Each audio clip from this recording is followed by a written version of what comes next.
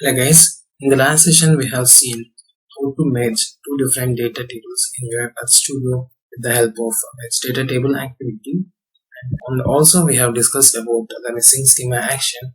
So based on the options available here, we have seen the operations performing by this merge data table activity, the data tables, and while doing the add, so we have noticed the data table activity is accepting the duplicates as well, and it is updating in the data table. So here if you observe, the Leo 1823 is also available in our data table 2.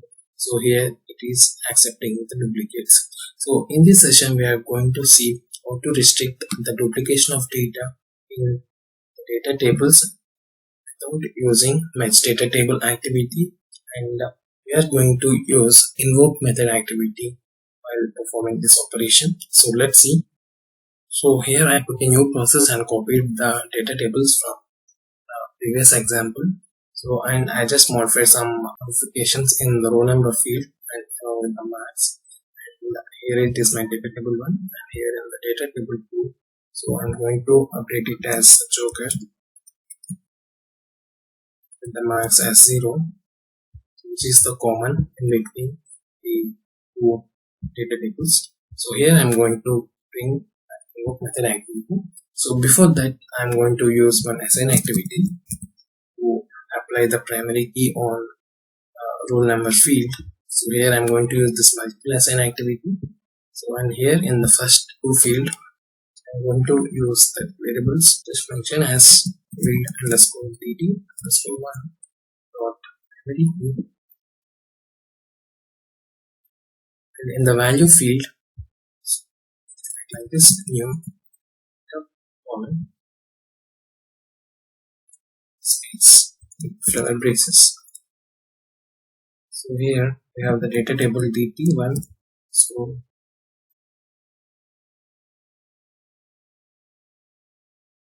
here we need to mention on what column we are going to apply this primary key. So here I want to apply it on the roll number. I'm going to mention that roll number column name. In the same way, we need to write for our second data table as well. We need to keep second data table field to in the value field also. I'm going to use the same statement that I have written for the dt1. So I'm updating it as dt2. We have the assign activity. So now I'm going to bring invoke method to search for invoke activity. Invoke method. So now we can see the invoke method is available under the statements. Let's bring it into our designer panel. And here we have the fields called target type, target object, and everything. So target type is this, it has null only. And in the target object, I just want to match my data of data table 2 with the data table 1. So I'm going to keep it as read underscore dt underscore 1, which is my first data table. And in another name, I'm going to write as merge, as we are performing the merge operation. In the same way, so here in the properties, we need to mention the parameter. So from where we are getting the data to merge.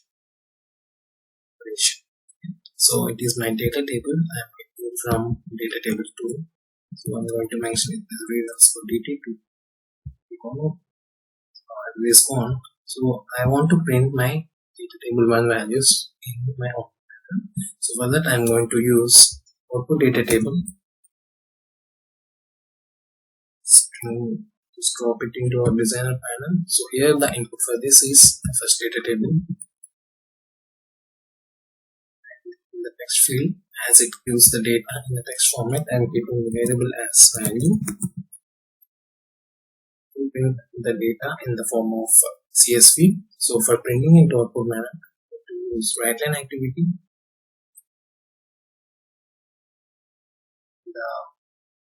For this as value. So let's run this and verify the output. So as our execution is completed, so as the data in both the fields, which is Joker, is common, the data should not be present multiple times. So here, if you observe the output, we don't have duplication of data of Joker. So in the first data table, I have Dio, King, Queen, Jack, Joker. In the same way, in the data table 2, we have data for Money, Kiran, Roja, Rajesh, and Joker. So this Joker is not printed. Why? Because as my roll number field is common between the two data tables with the same data. So let's update this once and we'll see how this activity is performed on different roll number for Joker. So I'm changing the roll number field value as 55.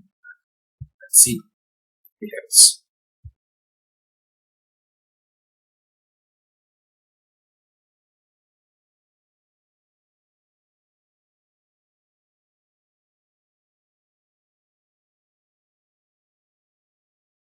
So here we got the output. So if you see this output, Joker is printed twice as my roll numbers are different. So let's do one more iteration. So here, instead of updating the roll number, I'm keeping this as 5. Here I'm using the name as Mahesh max 0. So let's see the output now.